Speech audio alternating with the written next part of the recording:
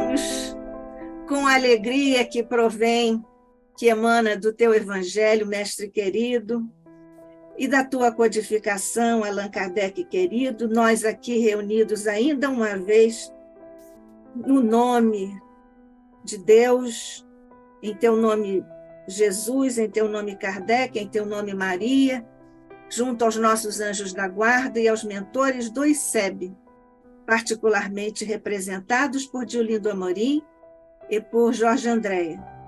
É neste contexto de amor, de fraternidade, de confiança e desejo de aprender e servir, Mestre, que nós te rogamos nesta hora bênçãos especiais para este nosso encontro e, sobretudo, Jesus, por sobre a mente e o coração de nosso querido irmão, amigo, José Henrique Rubim de Carvalho, que vai nos trazer aqui as reflexões em torno deste tema importante e raramente tão bem estudado e aprofundado.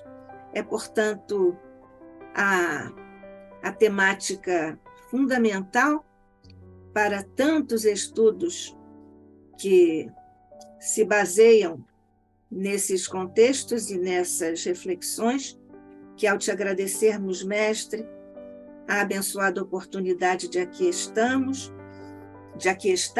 que nós, Mestre, te desejamos dizer que estamos aqui confiantes, aprendizes, amorosos, em teu nome, junto aos nossos irmãos, e agora, Jesus, atentos ao nosso querido irmão José Henrique Rubim de Carvalho. Fica conosco, Mestre, hoje e sempre, sob a graça de nosso Pai. Assim seja.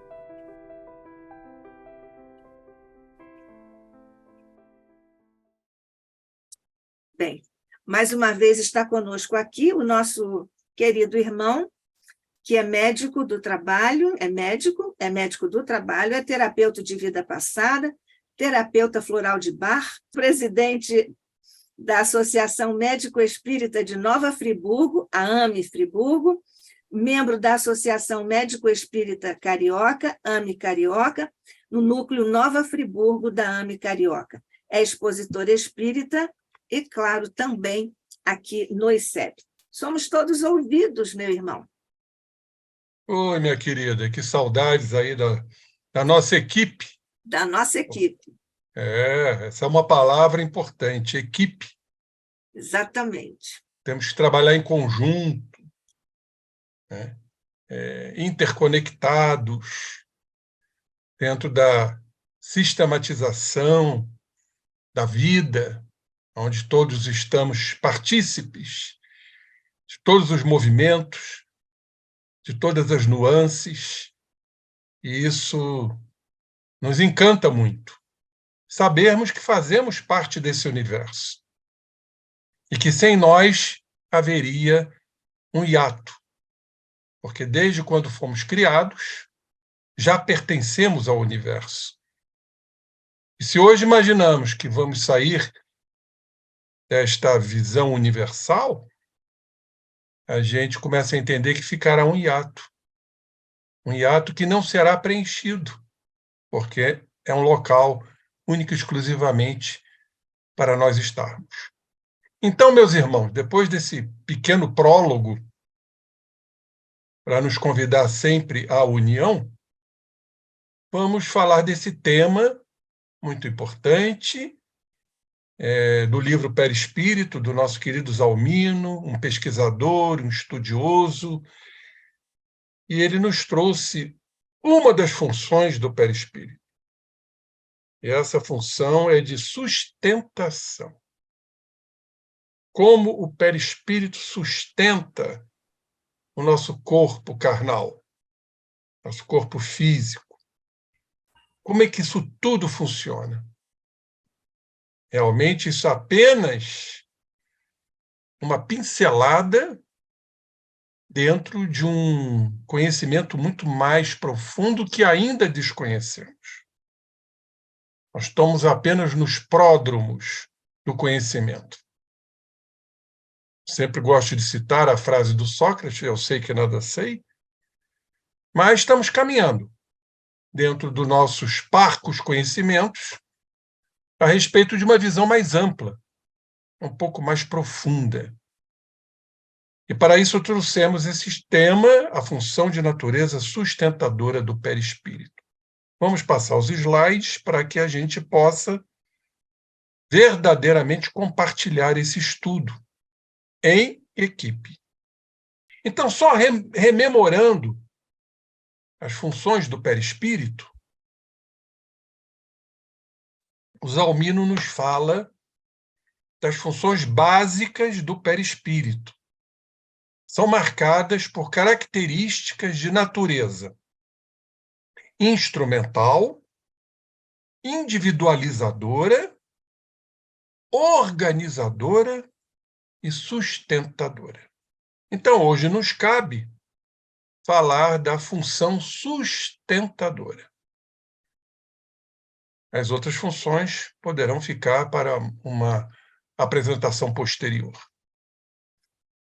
Então, função sustentadora, nos diz ele, o perispírito, impregnando-se de energia vital e transferindo-a paulatinamente ao impulso da alma para o veículo físico, sustenta-o desde a formação, até o completo crescimento, conservando-o depois, na vida adulta, durante o tempo necessário, até a nossa desencarnação. Então, essa é uma das funções do perispírito, que através da sua estrutura mais periférica, poderemos aqui adiantar, onde está o duplo etérico, que sintetiza, através de transformações do fluido universal, a produção de energia vital, que também poderemos conhecer como ectoplasma, segundo Charles Richer, é que vai nos dar vida. Ninguém vive sem esta energia, essa energia vital, transformação do fluido universal. É ela que nos preenche literalmente. As nossas 100 trilhões de células. Todas elas têm exatamente essa energia vital. Tanto que a criatura anêmica é uma criatura desvitalizada, por lhes faltar esse suporte, em razão de alguma enfermidade, ou em razão de uma má ingesta, por exemplo, de ferro. Então, a vitalidade é fundamental. E quando desencarnamos, essa energia vital se sucumbe, se cadaveriza. E aí, então, o espírito, ou melhor, a alma, com o seu corpo perispirítico, parte para o mundo, o chamado mundo espiritual. Então, essa impregnação sustentadora é uma das funções do perispírito e é importante entendermos. Matriz estrutural, perispírito, é a estrutura matricial, destinada à organização. Vejam, isso é muito importante, porque ela, essa estrutura matricial, é que organiza o corpo. Claro, sob as expensas e o direcionamento da alma, o princípio inteligente. E a sustentação do chamado edifício biológico, na reencarnação. O perispírito, como assinala o nosso querido Gabriel Delany, surge graças à sua perenidade ou perpetuidade. Então, o corpo espiritual é perpétuo, é perene. Ele acompanha a alma na sua evolução. Muitos dizem, e isso não temos assim dados para poder criar uma analogia, né? Mas o espírito, quando torna-se puro, no caso de Jesus, o perispírito, ele é tão sutil ele é tão quintessenciado que ele se torna como que homogêneo à alma já pura. Não é que haja uma mistura, isso não existe. O espírito puro, ele tem o seu corpo. Só que ele é tão tênue, tão sutil, que ele se confunde com a própria alma. Então, ele é perene, ele é imortal, ele é perpétuo. Ele acompanha a alma na sua evolução. Isso é muito bonito, porque certamente essa estrutura deva ser muito luminífera. Ela deve irradiar luz, como Jesus comprovou na sua transfiguração no Monte Tabor, através da sua mente, agindo nessa matéria sutil, fazendo-a brilhar, a ponto de enceguecer aqueles apóstolos ali presentes. Então, isso é extraordinário. Então, é um elemento indispensável o perispírito, a estabilidade do ser humano.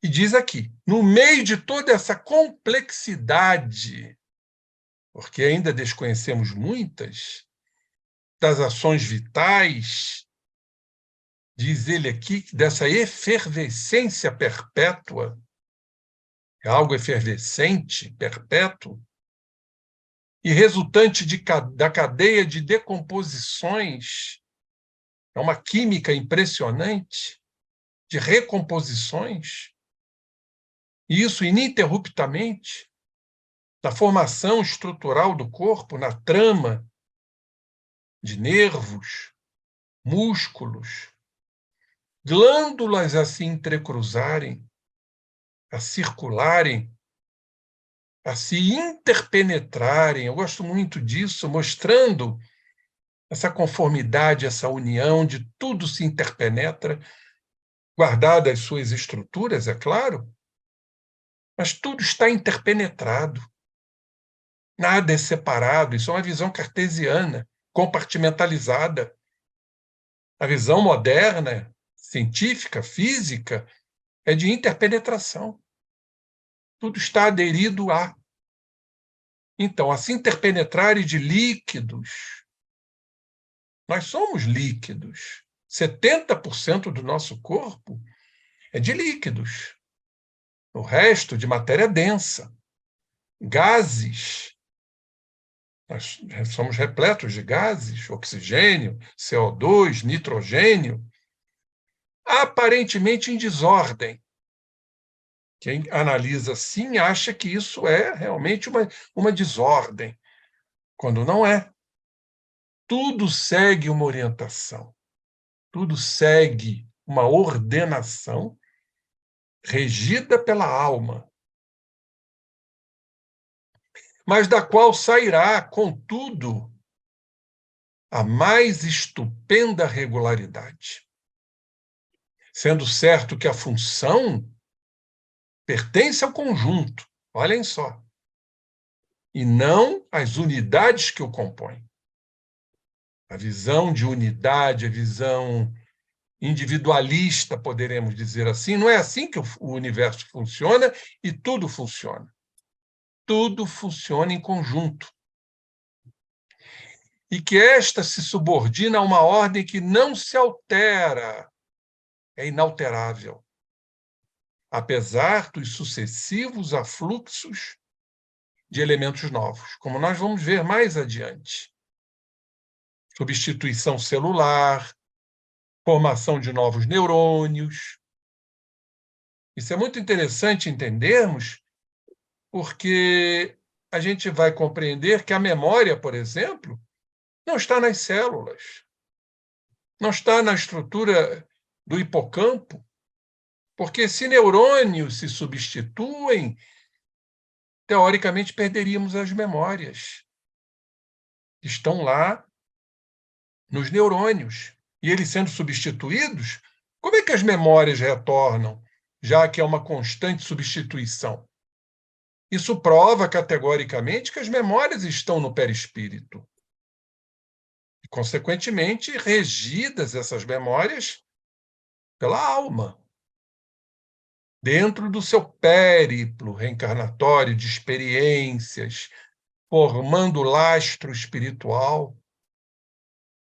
Então, isso está no livro Evolução Anímica, de Gabriel Delany.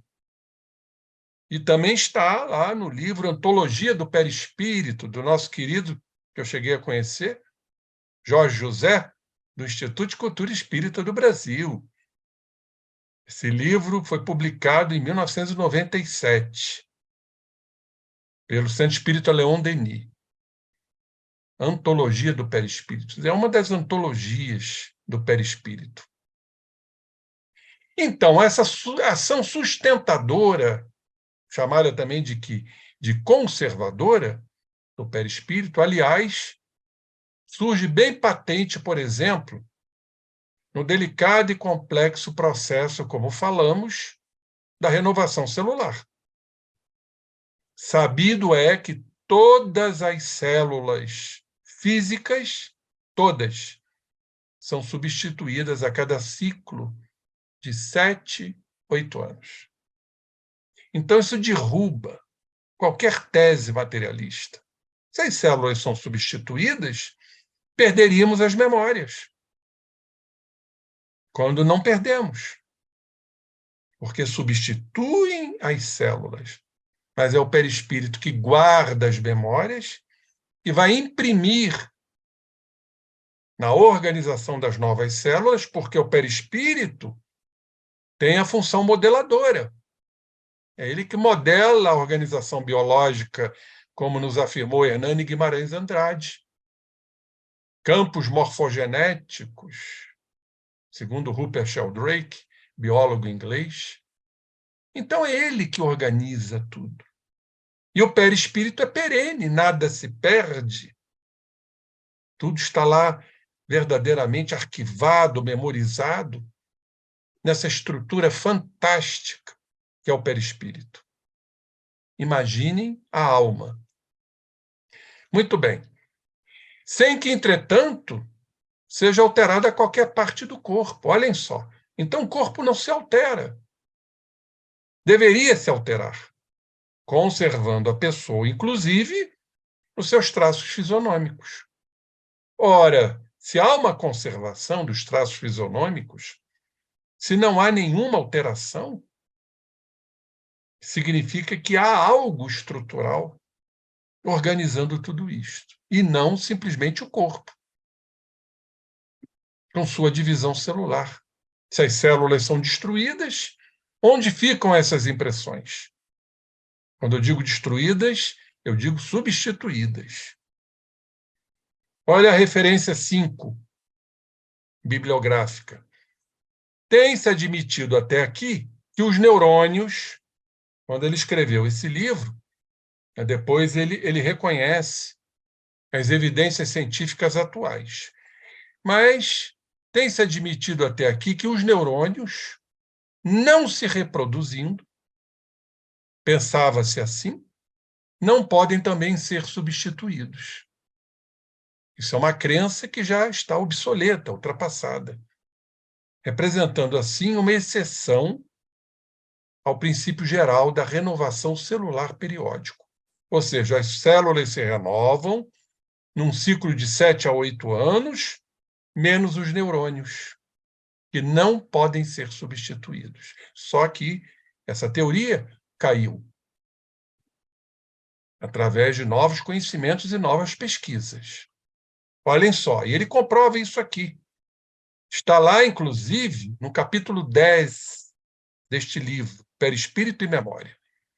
Então, ele afirma que, em 1988, os neurobiólogos Fred Gage, da Universidade da Califórnia, e Peter Eriksson, do Instituto Universitário de Gotemburgo, na Suécia, descobriram a presença de neurônios novos na região límbica, onde está a nossa estrutura emocional. A região límbica é riquíssima. Nós vamos encontrar aí o diencéfalo, né, com as suas estruturas, o tálamo, o hipotálamo, o epitálamo, onde está lá inserida a glândula pineal. Então, especificamente no hipocampo da memória.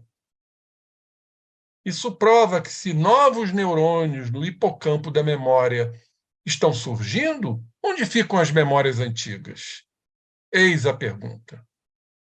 Se elas são substituídas, quer dizer, eles, né, os neurônios. Isso está claro, é insofismável que essas memórias não estão nos neurônios, elas situam-se nos neurônios, é diferente. Elas estão em outros arquivos mnemônicos, nesse campo extraordinário que é o campo perispirítico. Então, o hipocampo, estrutura ligada ao processo da memória. Constatou-se, a seguir, que neurônios novos surgem da divisão de um outro tipo de célula que conhecemos, as famosíssimas células-tronco, que se especializam. E como elas se especializam? É obra do acaso? E elas se especializam com uma notoriedade impressionante. Tem algo comandando isto? Claro que tem. Isso não pode ser obra do acaso, a especialização em todas as criaturas humanas. Então, diz ele aqui, as troncos que, sob certos comandos químicos, passariam logo após o processo de divisão a se especializar, transformando-se, então, em células nervosas. Então, são as células troncos que, sob a ação, sob o comando desse campo estrutural, organizador, vai formar novas células nervosas. Como é fabuloso esse entendimento. Compreendemos, então, claramente que existe uma estrutura extrafísica, que eu quero dizer, da nossa matéria, porque o perispírito é considerado como matéria. Recentemente, em 1999, o cientista mexicano Arturo Álvares Buila, isso me chamou muito a atenção. É um encantamento quando a gente estuda. Vamos acompanhar, porque isso é muito bonito. Porque a gente vai fazendo automaticamente, mediante as pesquisas científicas, as correlações, conhecendo a doutrina espírita, é claro. É fundamental que conheçamos a doutrina espírita. Então, esse cientista mexicano, da Universidade Rockefeller, em Nova York, pesquisando a zona subventricular do cérebro, vejam o que ele descobriu. Teria descoberto que essas células-tronco são os conhecidos astrócitos, que envolvem os neurônios. Então, nós vamos mostrar agora. A gente não pode absolutamente ler essa descrição e não mostrar, porque vai ter algo aí que nos chama muito a atenção. Muito.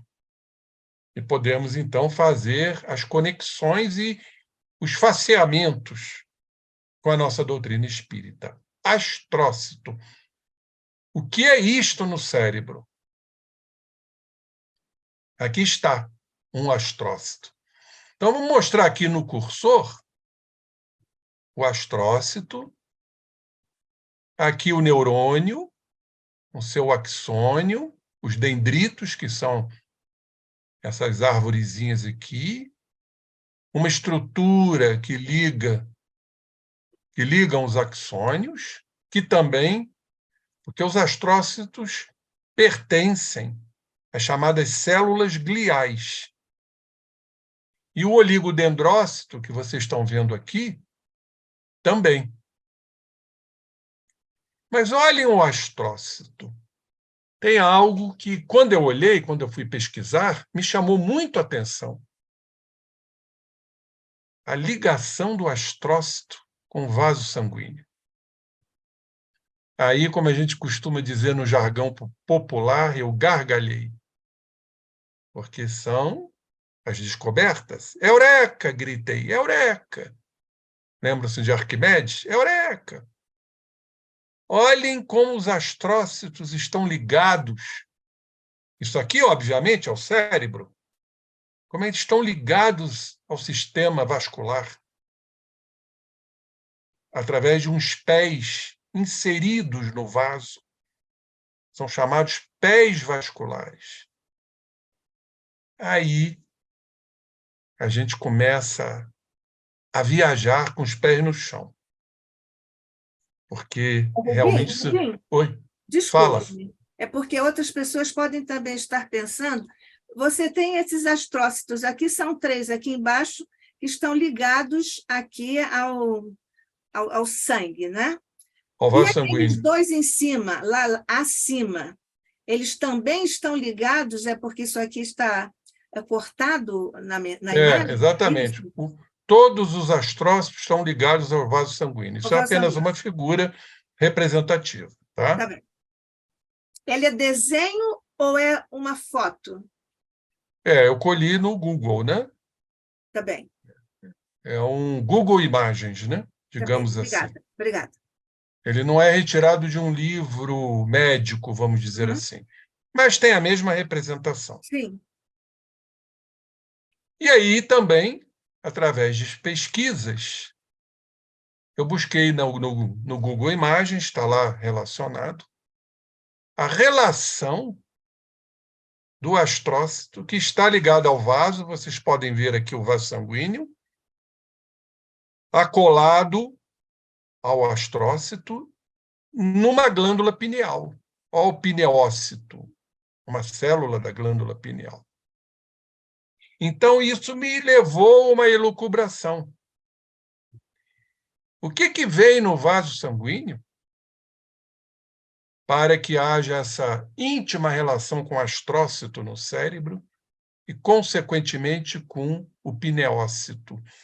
Sabendo, hoje não é dia para falarmos da glândula pineal, mas uma das funções da glândula pineal é a transdução, é a decodificação de energias como pensamento, eletromagnéticas, em energias físicas, imunoquímicas ou bioquímicas, para que, então, através desse processo, vai se transformar uma energia em outra, para que o cérebro possa, através dessa energia material, compreender cognitivamente o que o pensamento está trazendo ali. Ô, Porque o Rubinho, pensamento... Oi. desculpe, estou te interrompendo, mas é só aproveitando a oportunidade, vamos guardar esta relação aqui com a pineal, porque o Sérgio Felipe está confirmado para o 2º semestre. Perfeito. Eu E aí estarei nós vamos, presente. isso, aí nós vamos guardar isso aqui, você também me lembre para Vou trazer isso lembrar. para ele. Vai ser ótimo isso, porque isso é uma conjectura plausível, porque nós vamos compreender isso dentro de uma visão que André Luiz nos traz, que eu vou mostrar um pouquinho mais à frente. O que tem no sangue? Vamos raciocinar. O sangue tem vários elementos. Tem a parte chamada o plasma e os elementos figurados.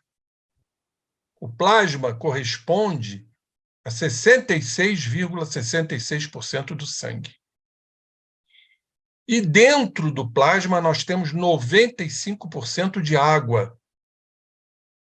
E sabemos da importância da água como veiculador de energia. Mas também temos os elementos figurados, 33,34 ou 33,33. São os elementos figurados, as plaquetas, os glóbulos brancos e os glóbulos vermelhos. O que é um glóbulo vermelho? Dentro dos elementos figurados. São as hemácias. E como é que são compostas as hemácias? Estou falando com muito vagar para ser entendido isso. As hemácias nós temos o grupamento, temos as hemoglobinas. O grupamento M de ferro e uma proteína chamada globina. Qual a função da hemoglobina? Transportar o oxigênio para todo o corpo, Daqui a pouco nós vamos entender toda essa correlação de raciocínio que fiz. Ora, se ela transporta oxigênio, nós sabemos, inclusive já fizemos esse estudo aqui, que o oxigênio é rico em ectoplasma. É o fluido vital. Se nós tivermos alguma deficiência sanguínea, nós vamos estar, de alguma forma, desvitalizados. Então, compreendemos que o oxigênio ele é rico em ectoplasma. E se ele é rico em ectoplasma, André Luiz nos fala, nós vamos mostrar isso daqui a pouco, o ectoplasma está ligado ao pensamento. E também às emoções. Então, vocês estão vendo a correlação do que chega no astrócito e a ligação do astrócito com a glândula pineal, que vai decodificar tudo isto para ser entendido, interpretado e, consequentemente, distribuído para todas as células, os pensamentos e nossas emoções. Em verdade, tudo isso regido pelo perispírito como sustentador da organização física. Mais uma vez aqui uma lâmina, o astrócito aqui e os pinealócitos da glândula pineal. Astrócitos e pinealócitos.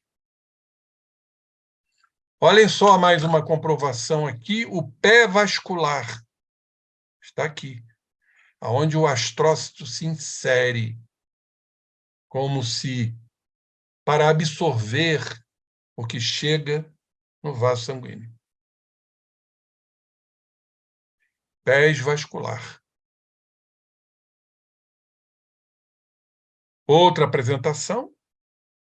Aqui está o vaso sanguíneo, capilar. Olha o astrócito como está aderido aqui. Através de pés, poderíamos dizer, sugadores. Então vejam a importância do astrócito.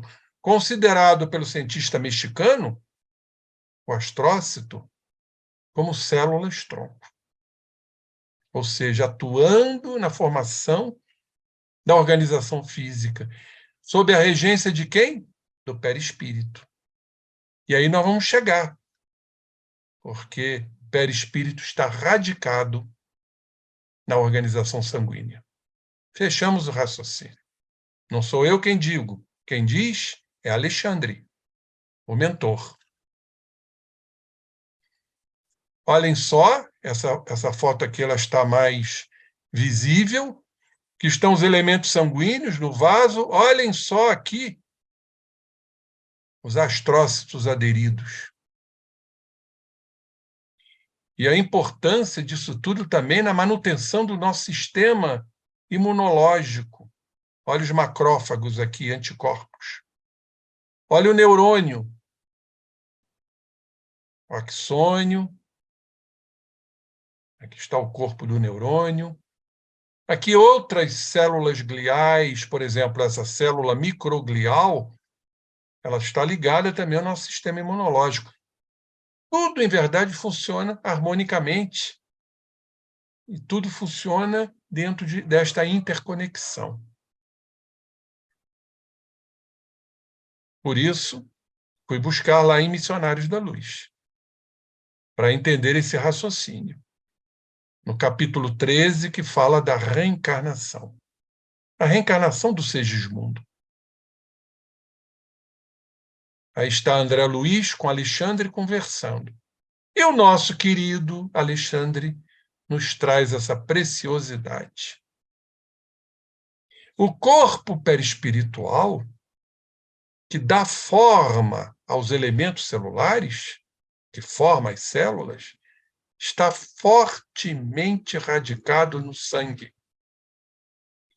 Portanto, aí fechamos o raciocínio. Se o perispírito está radicado no sangue, se o ectoplasma faz parte da estrutura perispirítica, e no caso da oxigenação, sabendo que o oxigênio é rico em ectoplasma, a gente fechou o raciocínio completamente. Então, o perispírito, que, claro, sob a ação da alma, vai levar o pensamento, as emoções, para a estrutura física. Para que haja, inclusive, através dos astrócitos, a formação inteligente das células, da estrutura celular. Porque nada é feito sem uma ação inteligente. Como é que ocorre essa especialização? Sob a ação de uma estrutura inteligente, para formar, dentro da diferenciação, células nervosas, células musculares, ósseas, formando o nosso corpo e seus respectivos tecidos. E diz mais aqui Alexandre, em que o eu reencarnado, o eu, ensaia a consolidação de suas novas experiências. E somente aos 7 anos, quando o perispírito se matura, aos 7 anos da vida comum, começa então a presidir por si mesmo ao processo de formação do sangue. Elemento básico do equilíbrio ao perispírito, radicado no sangue. Ou forma pré-existente no novo serviço iniciado. Muito bonito isso. Olhem só, um outro estudo, o Journal of Biological Chemistry, testou pela primeira vez em humanos o comportamento do astrócito, um tipo de glia, célula glial, e conseguiu mostrar o seu potencial de induzir a formação de sinapses, as ligações nervosas, chamadas de sinapses, e o funcionamento da memória e do aprendizado. Ora, companheiros, não é difícil entender se o astrócito tem esta importância na memória e no aprendizado, de onde vêm essas memórias e os aprendizados já vivenciados, de alguma forma? Do perispírito, onde tudo está arquivado. E o perispírito, radicado no sangue, traz uma íntima relação com o astrócito, como vimos nas figuras. Olha que interessante. Se nós formos ampliar esse entendimento, onde situa-se as nossas memórias, se não no hipocampo? Então, seriam os astrócitos do hipocampo. O hipocampo pertence à zona límbica do nosso cérebro. Daqui a pouco nós vamos mostrar esta figura. Aqui, mais uma vez, uma figura. Olhem só o astrócito com seus pés aderidos ao capilar, ao sistema sanguíneo.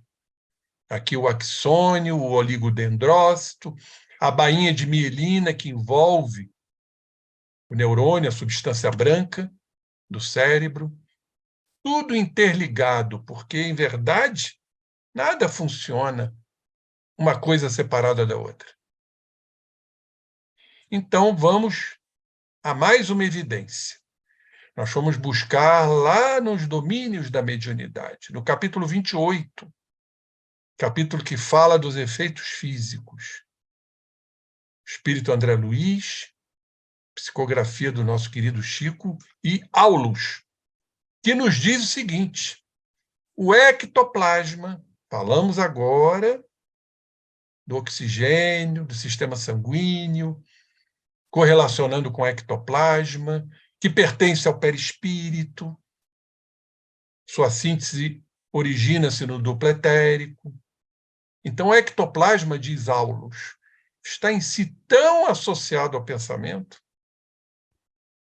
do médium. Está falando aqui da mediunidade, mas, em verdade, é uma situação de todos nós, até porque também somos médiums, de alguma forma. Quanto às forças do filho em formação se encontram ligadas à mente maternal. Então, Aulus quer nos dizer dessa íntima relação entre o ectoplasma e o pensamento.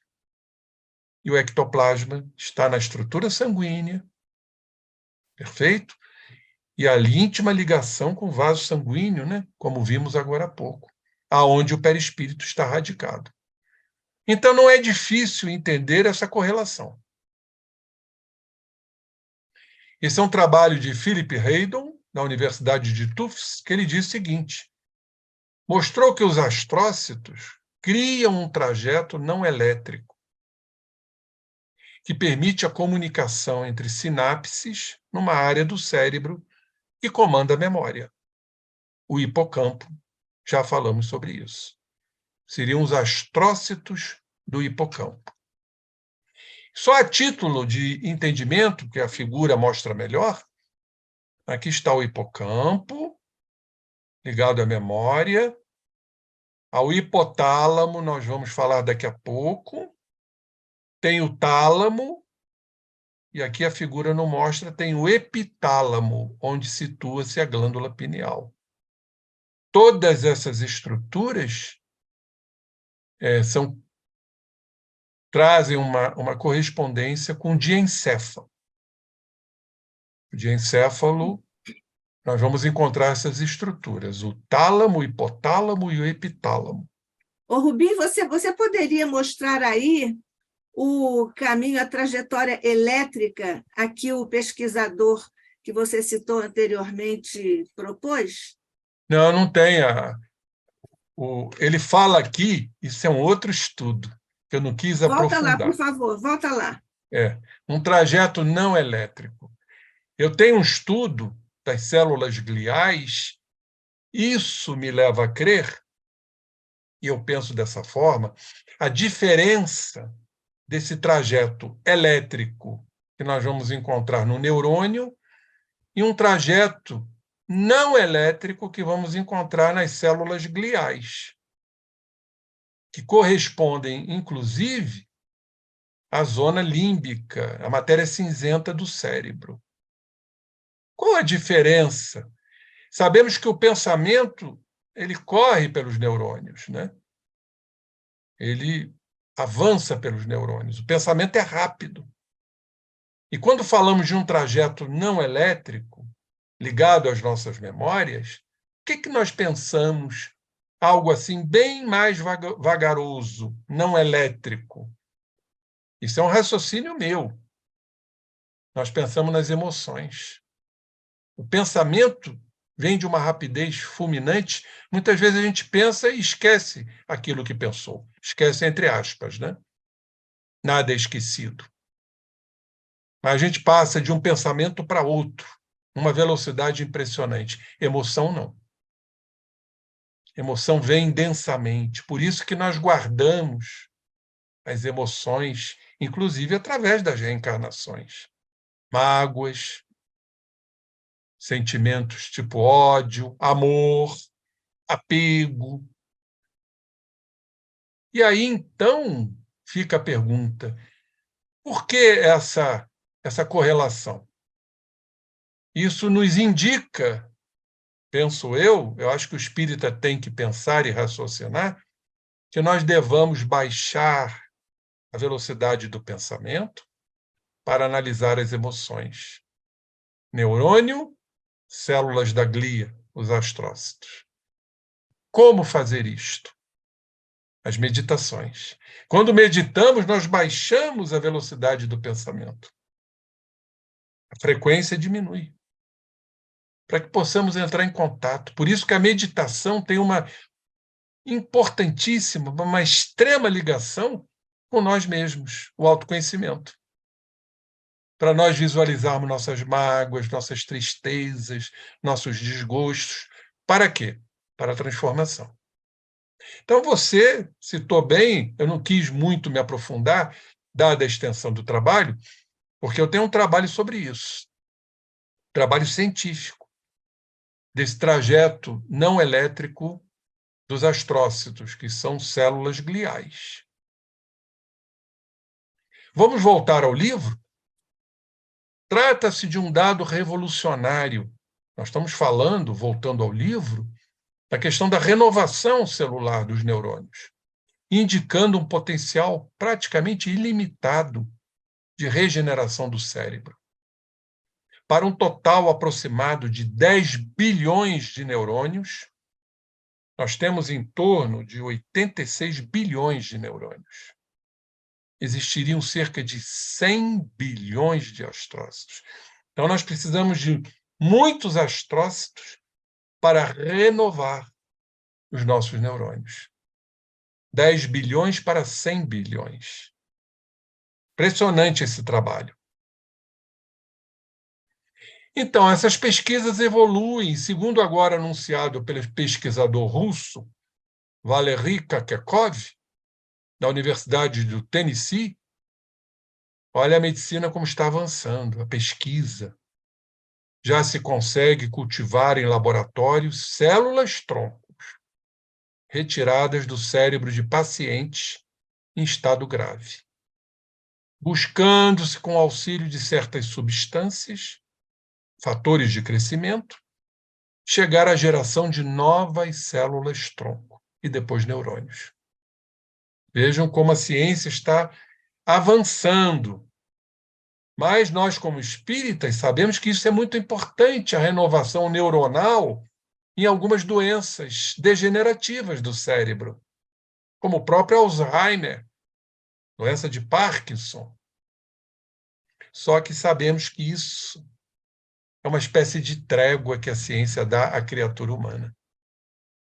Ou seja, recuperar a sua dinâmica cerebral para que você possa, então, através dessa recuperação, proporcionar uma mudança.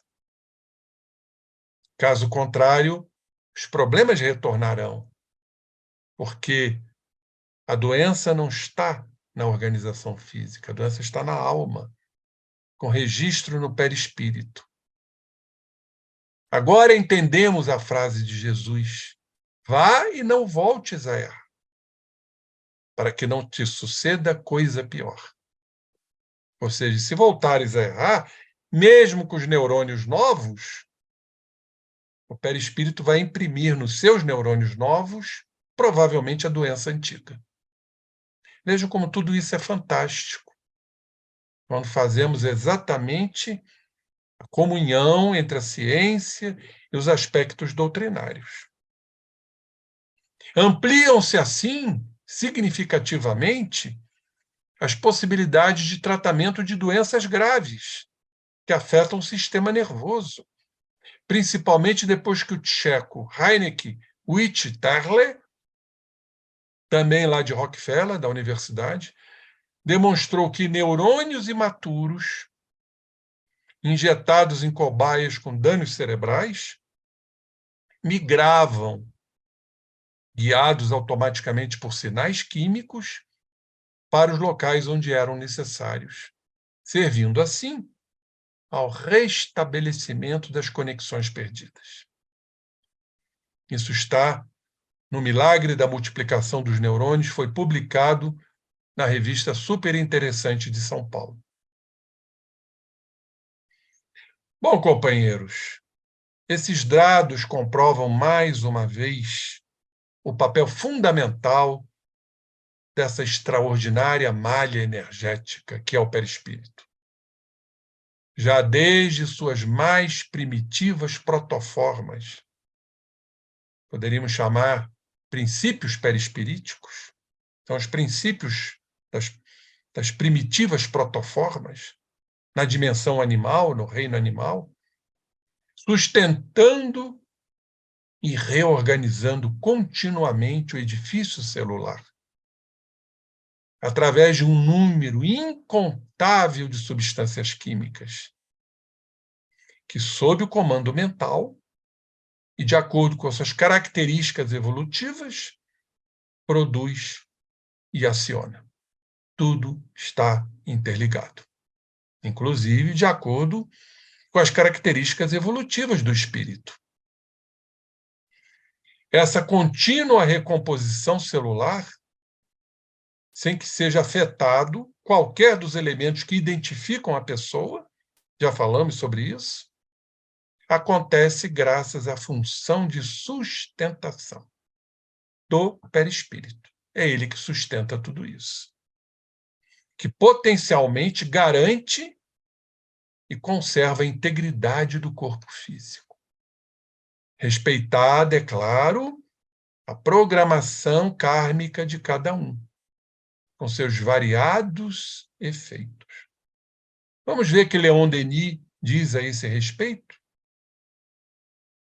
Diz ele, insensível às causas de desagregação e destruição que afetam o corpo físico, o perispírito assegura a estabilidade da vida. É exatamente a função de sustentação. Em meio da contínua renovação das células. É ele que promove. É o perispírito. Insensível à desagregação e destruição. É o modelo invisível através do qual passam e se sucedem as partículas orgânicas, obedecendo a linhas de força. As partículas orgânicas obedecem a linhas de força.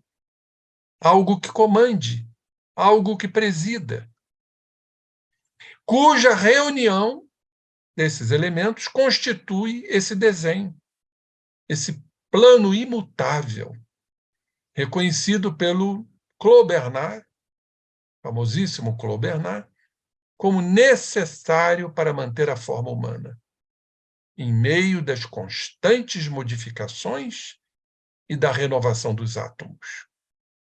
Tudo é renovável, mas seguindo uma direção. Obviamente. Isso está no livro No Invisível, de Leon Denis. E para que a gente possa encerrar essa apresentação, vamos trazer algo muito importante aqui também. Finalizando esse capítulo, diz o nosso estimado Zalmino, outro aspecto importante relaciona-se com a própria rigidez física, ou seja, saúde, rigidez, ausência de doenças, mantida pela ação fundamental do sistema imunológico. Agora, vamos entender, basicamente, que a doença não está no corpo, está no espírito, afetando o nosso sistema imunológico. Nossas emoções desencontradas, nossos momentos de irritabilidade, de descontrole, de intolerância, de raiva, tudo afeta o sistema imunológico, que, de sua vez, é sustentado pelo perispírito também. Claro, não tem como não fazer essa ligação.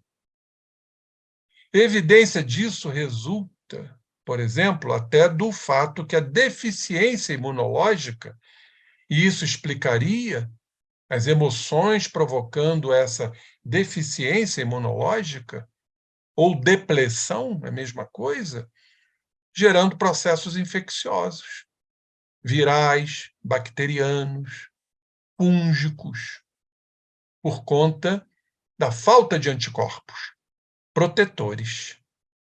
Segundo bem se constata hoje, está extremamente vinculada a fatores que dizem principalmente com equilíbrio emocional. Isso hoje realmente o causal. Não tem como não correlacionar quaisquer doenças com o sistema emocional. Pela alteração, as múltiplas alterações que possam ocorrer no nosso sistema de defesa. O comprometimento psíquico, a refletir seguidamente a própria história do espírito, pode repercutir na ação sustentadora do psicossoma, alterando a sustentação. E aí tudo que mostramos. O extravasamento disso tudo no corpo físico, o sangue trazendo as informações, os astrócitos captando, tudo que mostramos até então, provocando o enfraquecimento das defesas orgânicas e o consequente desequilíbrio homeostático que quer dizer o próprio equilíbrio, a homeostase. E aí não podemos deixar de falar, já que citamos o diencéfalo, vamos fazer aqui uma referência. A ligação, dentro do que estudamos, dos astrócitos do hipotálamo com essa estrutura que pertence ao diencéfalo, que é o hipotálamo, das nossas emoções. Lembrando dos astrócitos que estão ligados pelos pés vasculares ao sistema sanguíneo, aonde está radicado o perispírito. Aqui, constituído por substância cinzenta, tem várias funções, mas vamos especificar a ligação que o hipotálamo faz entre o sistema nervoso e o sistema glandular, gerando alterações glandulares. E aqui também, olhem só, na última linha, o hipotálamo está envolvido na emoção e no comportamento sexual. Emoção, substância cinzenta do cérebro. E o hipotálamo tem seus astrócitos, para que a gente possa fazer, né, a interligação com o que estudamos até agora. Mais algumas funções, vamos aqui, fundamentalmente, sublinhar esta terceira aqui. O hipotálamo é responsável por regular a fome, a sede, resposta à dor, níveis de prazer, satisfação sexual. Olhem só, comportamento de raiva e agressivo e outras funções. E com isso, alterações no nosso sistema nervoso simpático e parasimpático, o autônomo, que regula a frequência cardíaca. Por isso que, diante de emoções de raiva, nós temos taquicardias.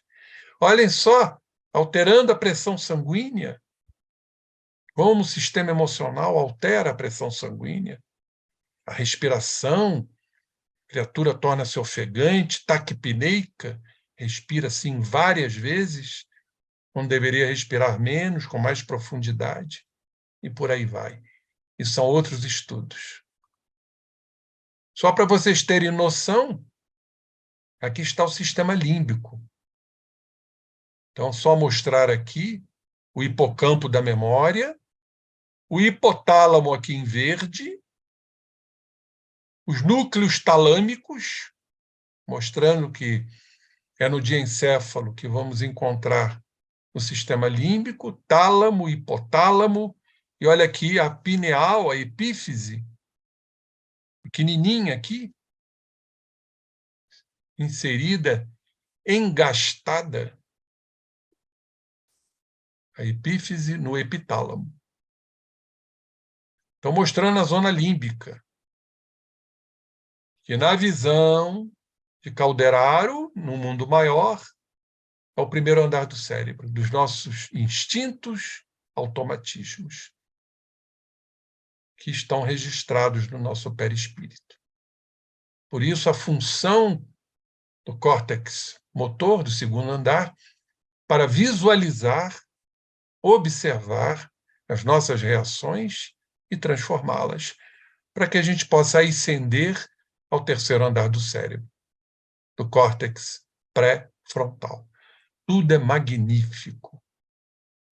E só lembrando, então, o hormônio do estresse, que altera o nosso sistema imunológico, é fabricado no hipotálamo, com o nome de corticotropina.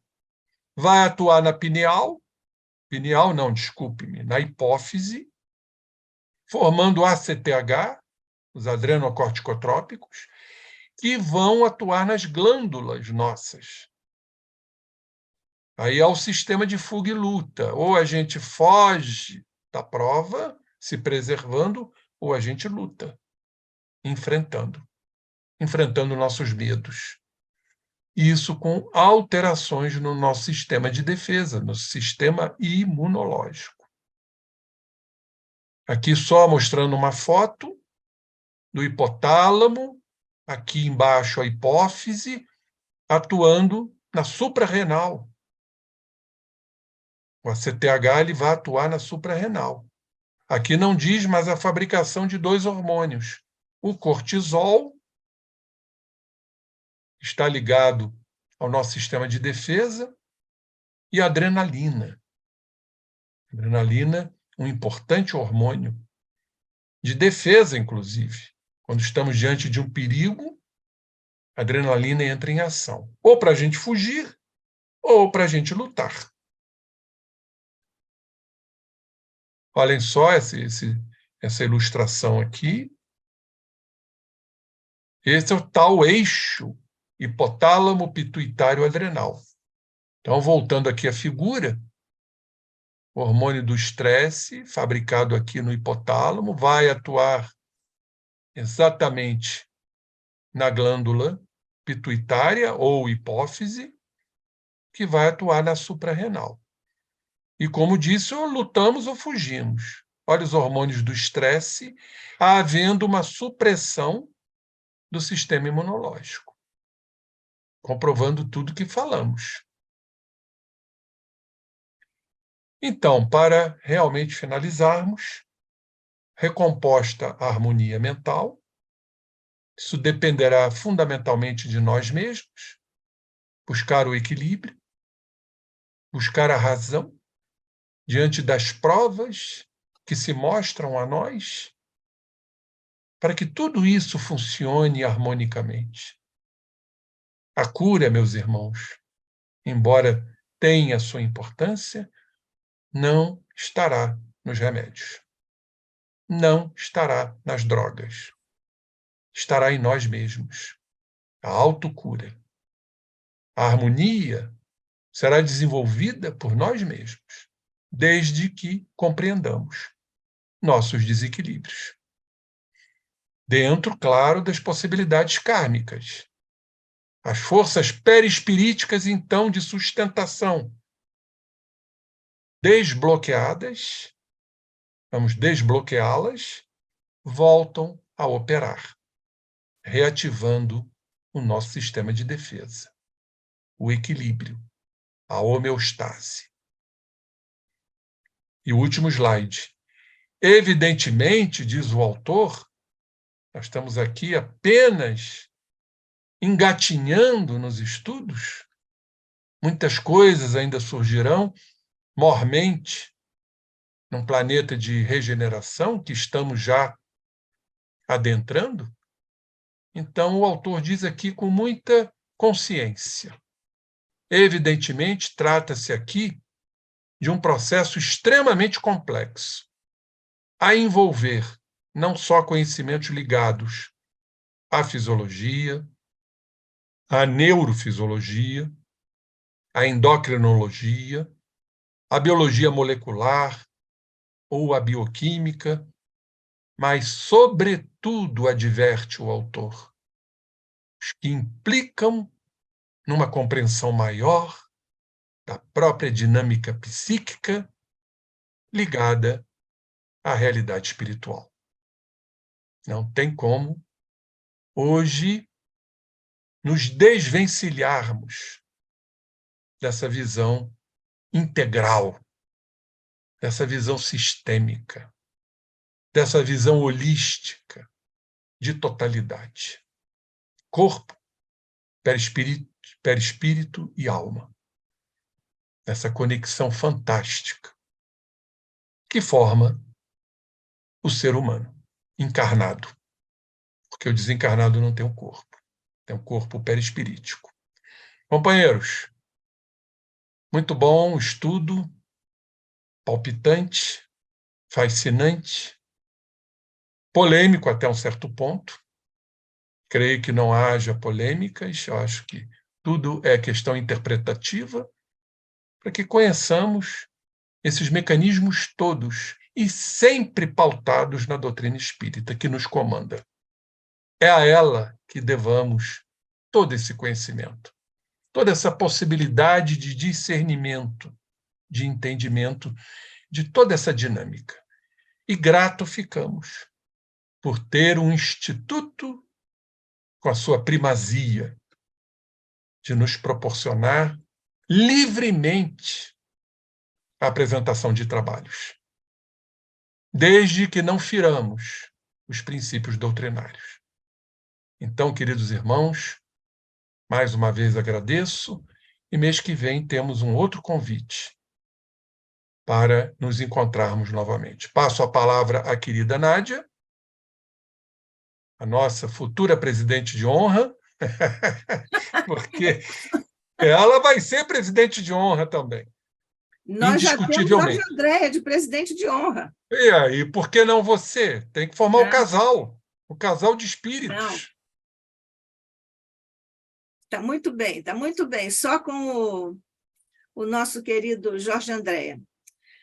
É interessante, Rubim, que você fez aqui um comentário sobre a natureza do ICEB, assim concebido por Diolindo Amorim, que foi exatamente o mesmo comentário e o mesmo agradecimento que fez o nosso querido Vilmar Alves Pereira, que no sábado esteve aqui conosco fazendo o estudo, o seminário sobre a transição do antropoceno para o cosmoceno. E ele falou exatamente sobre a natureza do ICEB ser um espaço privilegiado para que nós tenhamos liberdade para estudarmos, apresentarmos e discutirmos as tendências, as teses, enfim, as nossas pesquisas entre nós.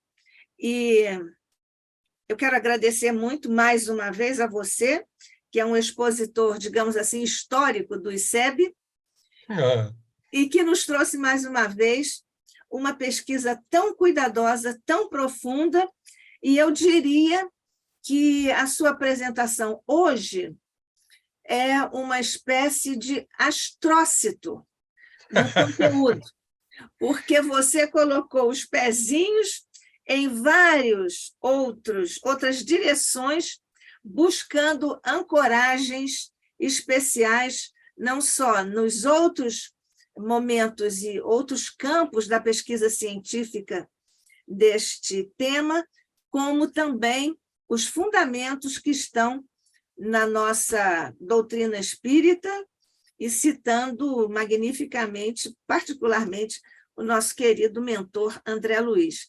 Nós estamos muito agradecidos por mais este estudo primoroso, rico, que nos amplia, sobretudo, inclusive a visão e a metodologia de pesquisa, de busca dos elementos que nos dizem respeito, para que nós possamos fazer uma espécie de atualização da busca dos temas que hoje a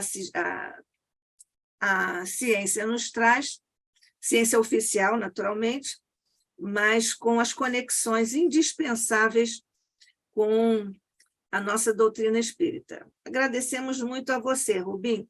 Queria falar com você, eu não estou vendo aqui nenhuma participação. Eu vou aqui, quem sabe agora ficam animados os nossos companheiros para fazerem algumas apresentações. Queria que você falasse sobre duas questões, basicamente, a esse respeito. Em primeiro lugar, você falou sobre o esquecimento, né, no processo mnemônico, a questão da memória. E, ao mesmo tempo, os estudos sobre memória dizem respeito ao armazenamento. Então, há um armazenamento e o processo é, no primeiro momento de, digamos, apresentação inicial e um momento inicial de, digamos, guarda da informação para a memória. Passado algum tempo, e do ponto de vista didático-pedagógico, alguns exercícios que, pelo menos em 4 oportunidades, buscam a fixação da aprendizagem, mas queria que você, então, falasse sobre isso, é o armazenamento, sobre o esquecimento, do ponto de vista do tema de hoje. Os astrócitos têm a ver com isso. O tema de Muito hoje é bem. astrócito. É uma Hoje beleza o é o astrócito. dia do astrócito, que, por sinal, ele lembra a estrela, né? É uma Olha, eu estrela adorei do isso. cérebro. Hein? Eu adorei isso. É a estrela do cérebro. Existem teorias, ô Nádia, para justificar o lado materialista, porque não teria cabimento para eles, materialistas, a partir do momento que um neurônio do hipocampo, a estrutura hipocampal, ele é substituído, teoricamente, as memórias se perderiam, junto com a destruição celular, para que haja a substituição por um neurônio novo. Então, onde estariam as memórias que não se perdem? Não estamos falando de patologias, perda de Sim. memórias. Aí é uma outra situação, né, de vascularizações já com deficiência em determinadas estruturas cerebrais, a questão do Alzheimer. São processos degenerativos. Não estou citando isso, estou citando se os neurônios são substituídos, teoricamente, as memórias se perderiam.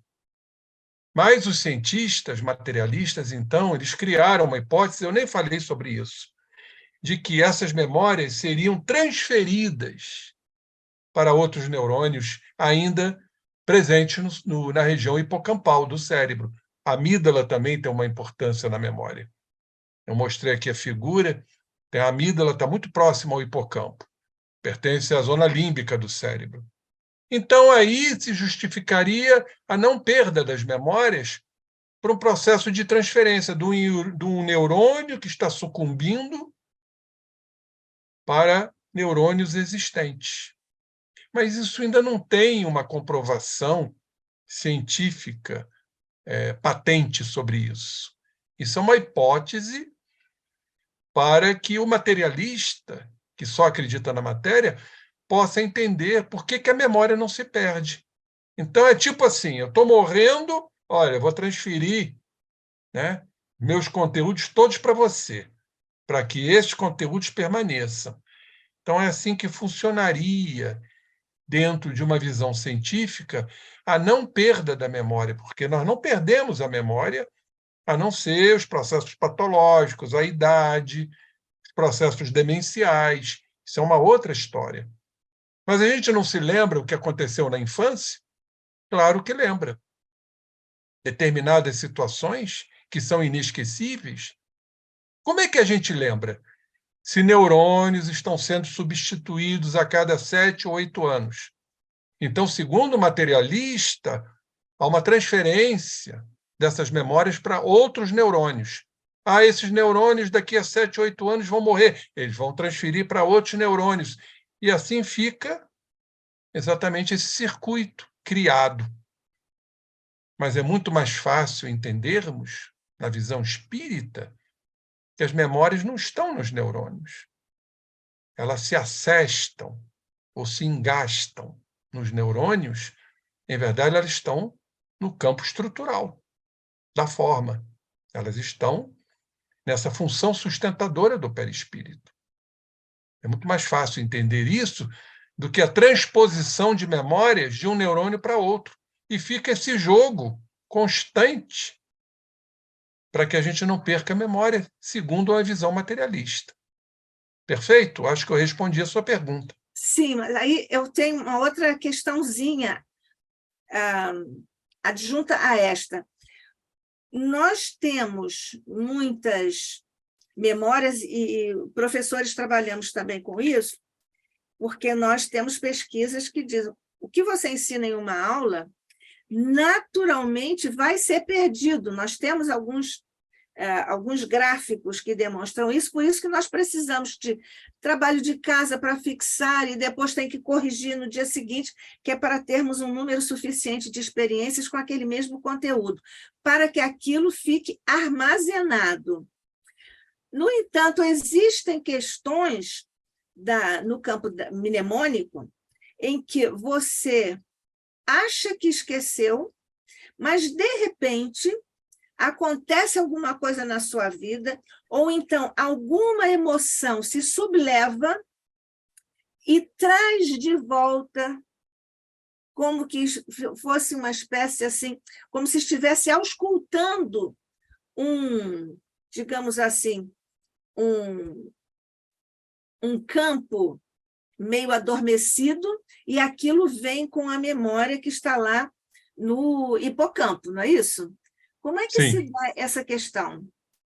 E aí nós teremos que realmente abrir para o entendimento, porque estamos falando de perispírito. Agora, a gente não está falando da alma, a gente não está falando do inconsciente, onde tudo é registrado, e o Jorge André definiu muito bem, dividiu muito bem, né, na sua dialética maravilhosa, quando ele fala do inconsciente atual, do inconsciente passado, chamados núcleos em potenciação Potenciação, espirituais, isso, que o Jung chama de arquétipos, arquétipos. o inconsciente coletivo, que está ligado ao nosso coletivo e à humanidade, que, segundo Jung, trazemos esse patrimônio dentro de nós. Então, isso tudo é resgatado por um estímulo, sim, como você falou, uma emoção forte. Significa que isso está em nós.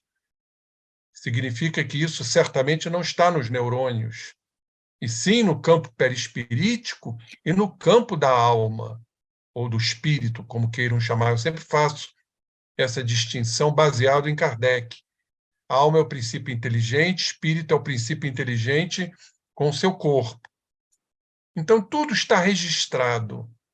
Eu me lembro de um professor de física, ele foi meu professor no pré-vestibular, foi professor do meu querido irmão que estudou comigo, Paulo César Frutuoso. Ele vem aqui daqui a pouco, né? Nesse semestre. Vou assisti-lo com certeza, ele é fantástico. O professor Romagnolo foi professor de física. Ele sempre dizia nas suas aulas: saber não ocupa lugar. Eu achava isso interessante, porque ocupa lugar, sim. Tudo, nada passa despercebido. Tudo está lá registrado no perispírito e na zona espiritual, no inconsciente. Então, quando há um estímulo externo, por associação de ideias, como diz o Jung, tudo vem à mente, tudo se exterioriza na mente consciente.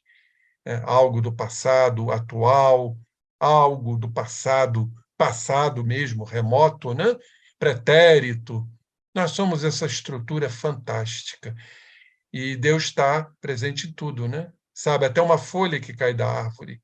Por isso que Deus está em nós, presente a tudo, na sua extrema misericórdia. Eu fiz uma palestra agora sobre compaixão, definindo bem o que é uma misericórdia, o que é uma compaixão e o que é uma piedade. E a misericórdia nós não temos ainda capacidade para atingir e entender. Vem lá do latim miserere, né? Miserere quer dizer compaixão, e cordis, que quer dizer coração. Então, uma compaixão com o coração é o que o Cristo sentia. Por isso eu digo sempre, o Cristo jamais se entristeceu. Quando a gente vai lá nos espíritos puros, gozam de uma inalterável felicidade. Então, como um espírito que goza de uma inalterável felicidade pode se entristecer? Não cabe espaço para tristeza. Tristeza é um sentimento nosso humano. Quando algo acontece contrário à nossa forma de entender, de pensar e de fazer. Então, o que o Cristo sentia era algo muito acima, que era compaixão e misericórdia. Era a compreensão e do coração também, que é a misericórdia. Isso Então, mesmo. nós... Diga, pode falar. Não, não, termina a sua frase. Não, eu ia dizer que nós somos essa estrutura. Nós temos tudo isso na nossa estrutura organizacional desde quando fomos criados pelo Pai. O que nos cabe é desenvolver tudo isso. Quantos arquétipos, quantas memórias ainda vamos ter que resolver? Quantas sombras? temos que devassá-las ainda. Então, o processo é lento. É descondicionar o que está condicionado. Então, não perdemos absolutamente a memória. Apenas uma estruturação física já em estado de decrepitude, a velhice, pela má vascularização cerebral, em virtude de obstruções, de placas de ateroma, de gordura, impedindo o afluxo sanguíneo. Olha só como passamos a entender que o perispírito está radicado no sangue. Então, as memórias não chegam por uma lesão orgânica, seja por envelhecimento ou seja por uma patologia. Maravilhoso isso. Como é bom saber a doutrina espírita, né, e suas nuances, e seus meandros, obviamente.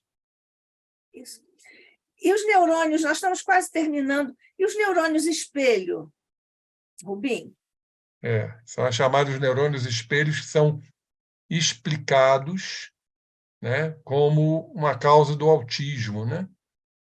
E a ausência desse neurônio espelho é que nos capacita a ver o outro. Por isso que o autismo ele está fechado em si próprio. Há trabalhos, inclusive, que eu andei lendo, que o autista, em verdade, ele traz do passado uma grande culpa,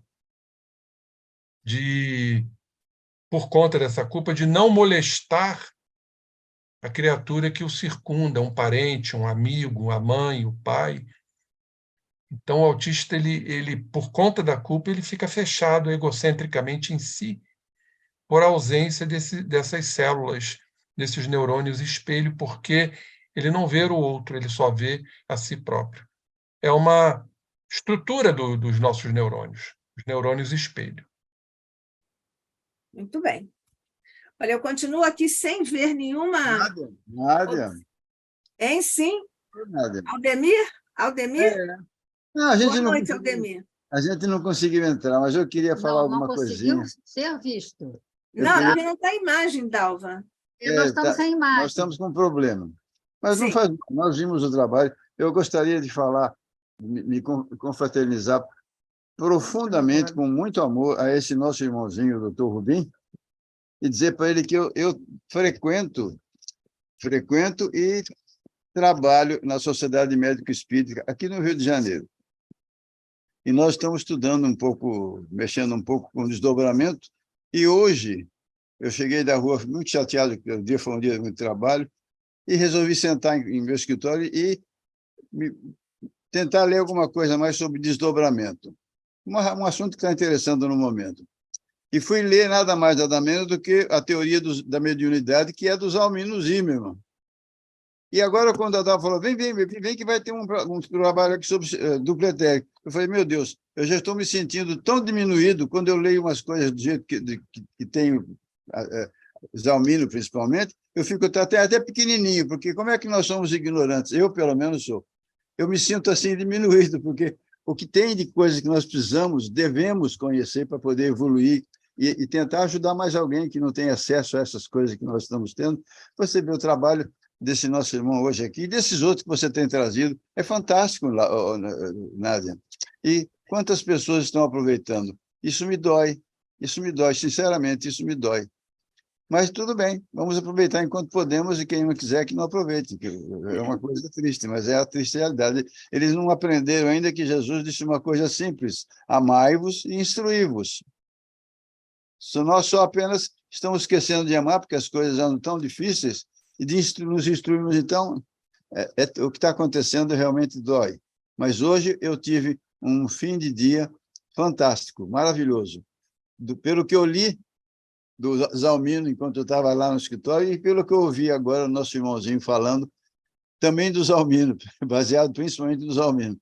Muito obrigado mesmo. Então, esse é o dia do Zalmino, Deus esteja com você o máximo que for possível para sustentar você com esse conhecimento, para que você possa nos dar o melhor sempre, e que todos outros possam aproveitar tudo isso. Exatamente, é o nosso Rubim. Também nos dói que nós tenhamos pouca capilaridade, digamos assim, de uma forma mais elegante, né? Mas eu tenho pedido insistentemente para nós fazermos a divulgação do ICEB.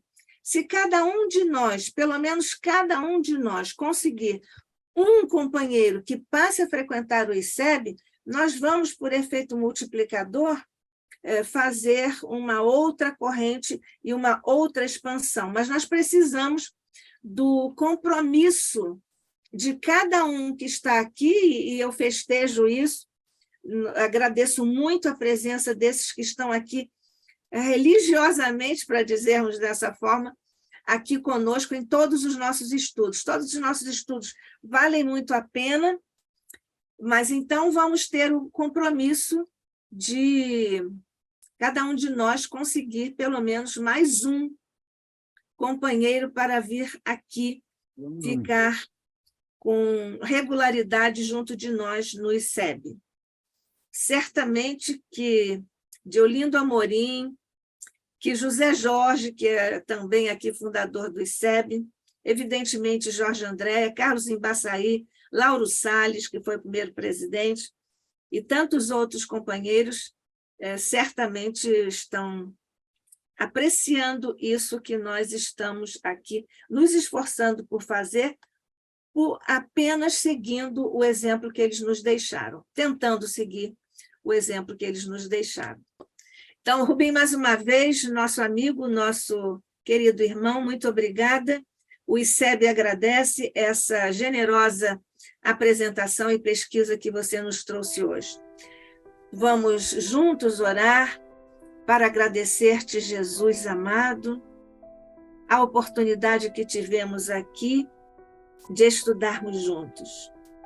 Que maravilha, Jesus, nós podermos desenvolver intelectualmente, emocionalmente, o ser imortal que somos. Que maravilha, Jesus, por podermos contar com o ICEB, que nos proporciona esse campo de estudos aberto a todas as potencialidades reflexivas que os temas vão se desdobrando diante de nós. Tudo, Jesus, já contido no teu Evangelho. Que maravilha, Jesus, irmos descobrindo aos poucos isso que, numa síntese divinizada, tu nos trouxeste. Nós agradecemos, Jesus, a Deus, termos a inteligência a cultivar, a emoção a disciplinar, o sentimento a ampliar. O amor, Jesus, fraternal, que também está aqui no espectro de possibilidades e objetivos dos nossos encontros no Instituto de Cultura Espírita do Brasil. Ainda uma vez, nós te rogamos bênçãos especiais por sobre o nosso querido irmão e amigo José Henrique Rubim de Carvalho. Mas não esquecemos, Jesus, de todos os nossos irmãos que padecem duras provas e expiações no planeta que diriges. Ainda te rogamos, portanto, que faças descer por sobre eles o manto de tua misericórdia, de tua paz, de teu enternecimento, de tua confiança e resiliência, para que eles se saiam vitoriosos dessas provas e expiações, ainda que duras, mas necessárias, segundo a lei de nosso Pai. Graças te damos, ó Jesus, ao teu coração, Maria, ao nosso coração, que agora se desdobra também em agradecimento diante dos nossos anjos da guarda, e por todos os nossos mentores queridos, nós te rogamos, Jesus, também fazeres descer a tua paz, a tua luz e a multiplicação de recursos e bênçãos, para que continuem em sua tarefa evolutiva, mas junto de nós atuando em teu nome e para as nossas humanas dificuldades. Que a tua paz e a tua luz permaneçam conosco hoje e sempre. Que assim seja.